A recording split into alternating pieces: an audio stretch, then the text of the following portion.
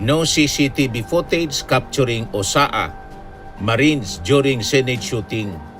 Inamin mismo ni Aplaska, yung head ng Senate Sergeant at Arms.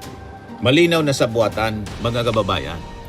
Wala kaming mahanap na kuha ng mga galaw ng OSAA. File ng isang resolution para imbestigahan po ito. Ito ngayon ang latest na balita, 45 minutes ago, reported by PTV. Inihain ni Senador Benigno Bam Aquino IV ang Senate Resolution number 397 na humihiling ng masusing investigasyon are being verified. The convergence of these volatile events must not be ignored. We caution against any forces exploiting this chaos to manufacture a crisis. Nagbabagang mga balita at pagtalakay sa mga isyu ng lipunan. Bulsa! Opinyon, banat at paglalantad sa katotohanan. Bulsa! What you see is what you get. You decide. Ito po mga kababayan, si Dante Maravillas. So, malinaw ang conspiracy sa buhatan mga kababayan ng mga Duterte senators. Bakit niya, Mr. Maravillas? Ito ngayon ang report ng DCRH. No CCTV footage capturing OSAA Marines during Senate shooting. Inamin mismo ni Aplaska, yung head ng Senate Sergeant at Arms. Malinaw na sa buwatan, mga kababayan. Wala kaming mahanap na kuha ng mga galaw ng OSAA. The acting head of the Office of the Senate Sergeant at Arms said no CCTV footage has been found showing the movement of Senate security personnel and Philippine Marines during the shooting incident inside the Senate of the Philippines on May 13. Di ba niya, Mr. Maravillas, may na-capture na video na naulinigan ang boses ni Jinggoy Estrada na itago yung CCTV footage? Mayroon po. Ito.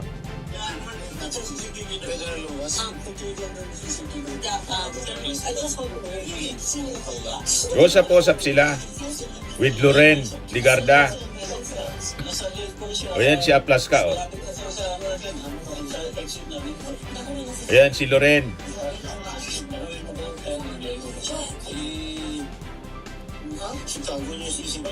Ay, tago niyo anya yung CCTV, sabi ni Jinggoy. At inamin mga kababayan ni Jinggoy Estrada, siya yun, yung nagsabing itago yung CCTV. Pero may palusot siya. Yan yung kanyang palusot. Oh. Malinaw na ang aking sinabi ay pagsang-ayon sa naging usapan na i-secure at pangalagaan ang CCTV footage na maaring magsilbing malagang ebidensya sa insidente ng pamamaril. Ngayon, ang tanong, asan yung CCTV? Sabi ni Aplaska, wala niyang footage. So that is consistent sa sinabi po ninyo, Jinggoy, na itago, hindi para maging ebidensya, kundi talagang itago para walang ebidensya. Hindi itago para may ebidensya, kundi itago para walang ebidensya. Malinaw, no CCTV footage capturing OSAA Marines during Senate shooting, sabi ni Aplaska. Nagkakabukingan na mga kababayan na it's really a stage. Moro-moro, sarsuela ng intensyon mga kababayan, makatakas si Bato de la Rosa at i-disrupt yung Senate activities kasi trinansmit na po yung impeachment cases, ang impeachment articles of impeachment laban kay Sara Duterte. Nakita ninyo, may deflection na po, distraction, distracted na ngayon ang Senado. Pati yung media ngayon, ang issue pinag-uusapan, ito pong nangyari na alleged shooting, putukan mga kababayan sa Senado. Hindi na doon sa articles of impeachment, yung accountability ni Sara. So na-achieve nila yung kanilang objective. Kaya po, si Bam Aquino na file ng isang resolution para imbestigahan po ito. Ito ngayon ang latest na balita, 45 minutes ago, reported by PTV. Inihain ni Senador Benigno Bam Aquino IV ang Senate Resolution number 397 na humihiling ng masusing investigasyon sa insidenteng naganap sa loob ng Senado upang mabigyan linaw ang nangyari at matukoy kung may pagkukulang sa umiiral na mga batas, security protocols at koordinasyon ng mga ahensya ng gobyerno. Binigyan din ng senador na walang lugar ang pagpapaputok ng baril, armadong konfrontasyon o anumang uri ng karahasan sa loob ng Senado. Correct, mga kababayan. Kanina, yung Congress ang magsagawa ng investigasyon dito para yung Senado i-abolish na lang kasi pinamamahaya na po ng mga masasamang loob, kanlungan ng mga pugante, di ba? At aros napakarami nitong mga senador, may mga kasong plunder, mga kasong korupsyon at crimes against humanity. So panahon na i-abolish natin yung Senado. Congress na lang ang mag-function, mga kababayan, kasi sinira na nitong mga Duterte senators ang ating institusyon na dati kapitapitagan during the time of Jokno, Salonga, Tamano. Di ba, mga kababayan? Sinira nitong mga Duterte senators ang reputasyon, ang dignidad ng Senado sa kakaprotect nila kay Sara Duterte, sa mga Duterte, mga kababayan. Naging Duterte Senate, hindi na po senador ng mga mamamayang Pilipino. So, mag-sacrifice na lang yung mga matitining senador, di magkandidato na lang sila, member of the parliament, tipid pa sa gastos, parehas man yung sweldo. Yung sweldo ng senador at congressman, parehas man lang po ang salary grade niya. O di ba? Co-equal nga. Unicameral na lang. So mabuti, mga kababayan, na nag-file ng resolusyon itong si Bam Aquino. Sabi ko nga, sa Congress dapat magsagawa din ng inquiry. Pero kung mag-i-inquiry si Bam Aquino kasabay ng impeachment laban kay Sara Duterte, o di pwede naman yan na schedule. May impeachment trial, tapos may committee hearing, mga kababayan, on the sideline. Para matuldukan na po itong mga pang-abuso nito, mga Duterte senator. Sinalaula na ang Senado, mga kababayan. Yung IBP, nagpalabas na ng statement. Kinukundi na itong nangyaring drama sa Senado na malamang orchestrated po ito ng mga Duterte senators mismo. Ito na yung statement ng Integrated Bar of the Philippines, mga kababayan. Sabi dyan, the IBP views the reported shooting at the Philippine Senate with grave alarm. As a cornerstone of our democracy, any violent incident inside this institution, especially amidst the ICC warrant against Senator De La Rosa, impeachment proceedings and leadership transitions, threatens the very fabric of our republic. While the facts of the incident are being verified, the convergence of these volatile events must not be ignored. We caution against any forces exploiting this chaos to manufacture a crisis or provoke a constitutional breakdown for selfish political gain. While the facts of the incident are being verified, the convergence of these volatile events must not be ignored, sabi po ng IBP. We caution against any forces exploiting this chaos to manufacture a crisis or provoke a constitutional breakdown for selfish political gain. The IBP calls on the Senate to perform forthwith its constitutional duties.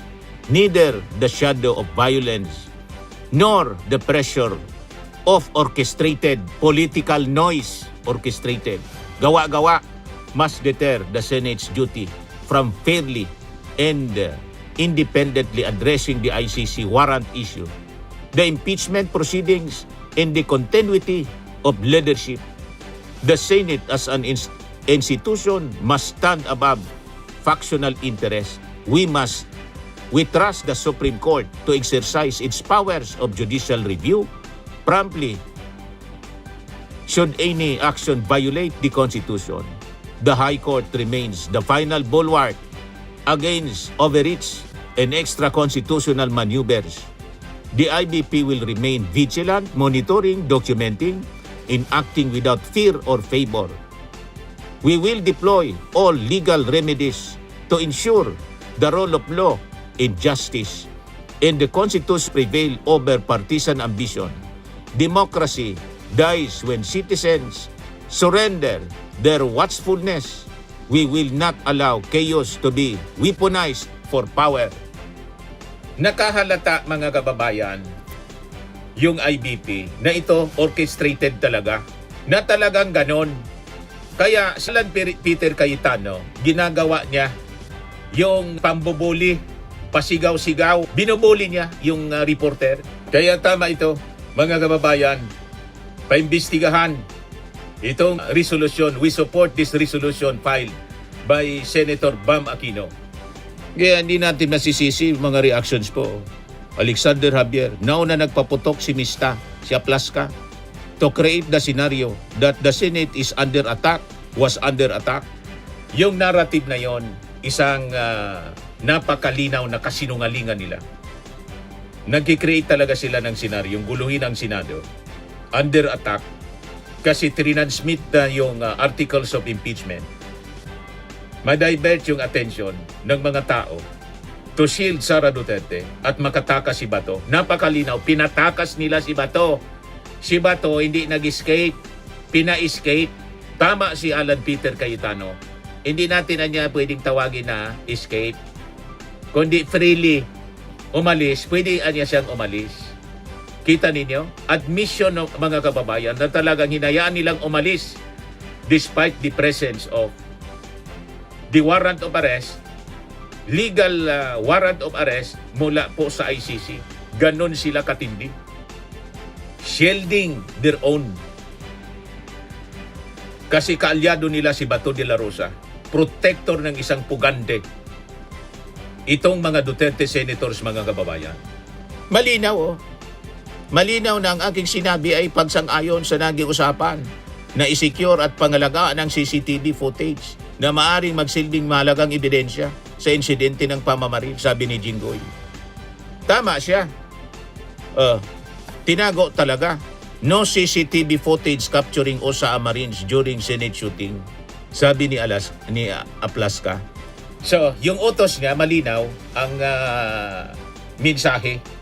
Hindi para itago yung ebidensya para sa investigasyon, kundi itago yung ebidensya para walang ebidensyang makita yung mga investigador.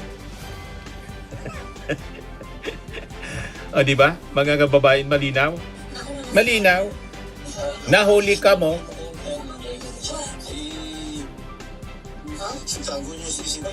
Tago niyo ang CCTV.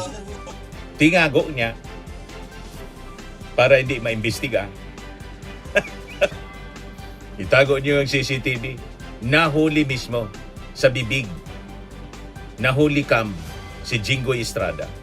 Ilabas ninyo ang CCTV para maniwala kami na hindi niyo pinatago para walang ebidensya. Para maniwala kami, pinatago mo, Jinggoy, para sa ebidensya na totoo na may nangyaring pag-atake sa inyo.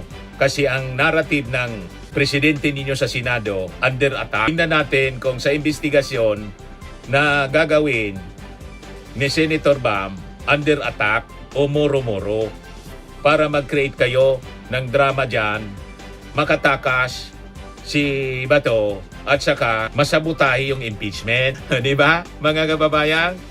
Ayan man lang, mga kababayan, yung ating short video ngayon. Ako po si Dante Maravillas. Bye-bye. Training and lifting cream, pinapahid po sa mga pulses in affected area. Mainam po sa paninigas ng mga kaso-kasuan.